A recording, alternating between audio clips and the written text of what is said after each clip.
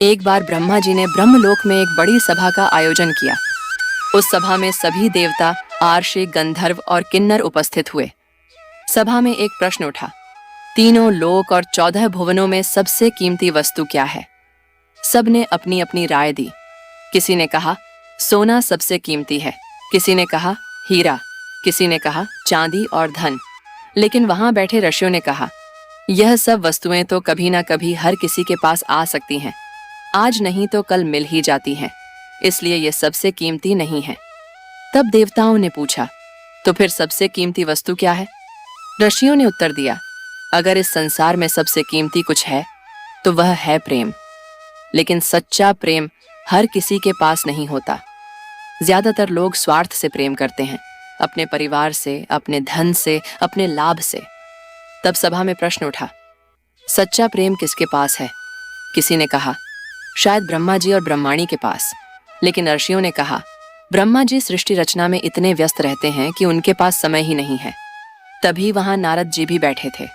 उन्होंने कहा, मेरे प्रभु विष्णु भगवान और लक्ष्मी माता के पास जरूर सच्चा प्रेम होगा।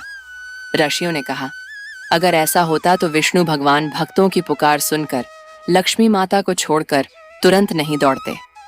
फिर ऋषियों ने कहा, अगर प्रेम की पराकाष्ठा कहीं है तो वह है शिव जी और पार्वती माता के बीच। यह सुनकर नारद जी को अच्छा नहीं लगा।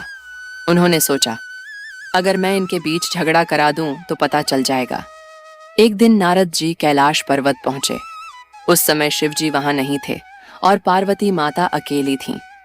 नारद जी ने प्रणाम किया और बोले, माता, क्या आपको अमर कथा के बारे में पता है?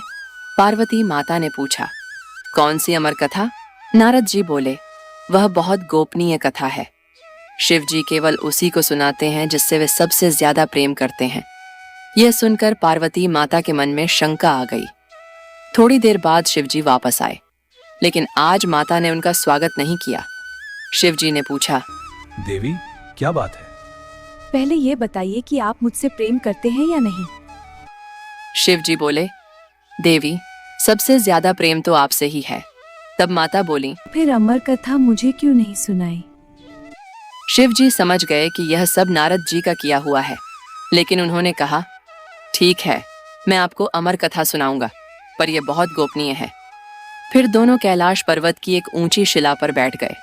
कथा शुरू करने से पहले शिव जी ने 3 बार ताली बजाई। पहली ताली से वहां के सभी जीव जंतु चले गए। दूसरी ताली से शिव जी का त्रिशूल चारों ओर घूम कर आया। तीसरी ताली से वहां भक्ति का पवित्र वातावरण बन गया। अब शिव जी कथा सुनाने लगे, लेकिन थोड़ी देर बाद पार्वती माता को नींद आ गई। उसी समय पास के पेड़ पर एक तोते का अंडा फूट गया और एक छोटा सा शुक बालक जन्मा। वह कथा सुन रहा था और पार्वती माता की जगह बोलने लगा, स्वामी, स्वामी। शिव जी को लगा कि पार्वती माता सुन रही हैं, लेकिन जब उन्होंने आंखें खोलीं तो देखा कि माता तो सो रही हैं और एक तोता कथा सुन रहा है।